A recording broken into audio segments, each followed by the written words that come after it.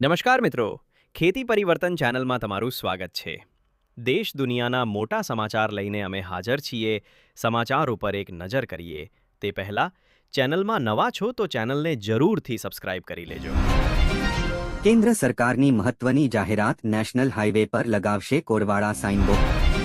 ગુજરાત ભાજપના નવા પ્રદેશ પ્રમુખ તરીકે જગદીશ પંચાલની બિનહરીફ પસંદગી કરવામાં આવી.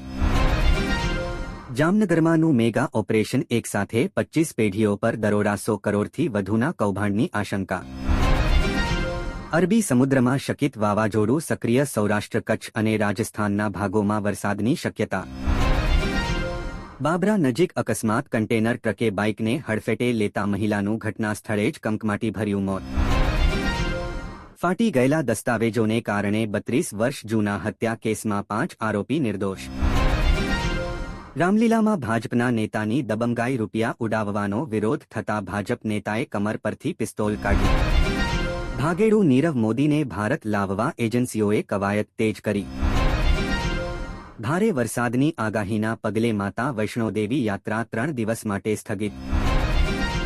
મહારાષ્ટ્રમાં ચક્રવાત શકિત ત્રાટકવાની શક્યતા, મુંબઈ સહિત અનેક જિલ્લાઓ માટે ચેતવણી જાહેર.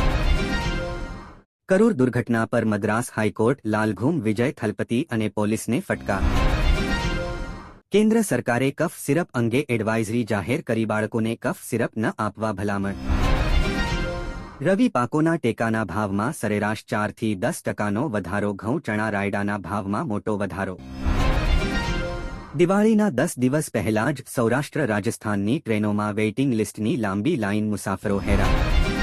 પાકિસ્તાનના બલુચિસ્તાનમાં 5.2ની તીવ્રતાનો ભૂકંપનો આંચકો અનુભવાયો.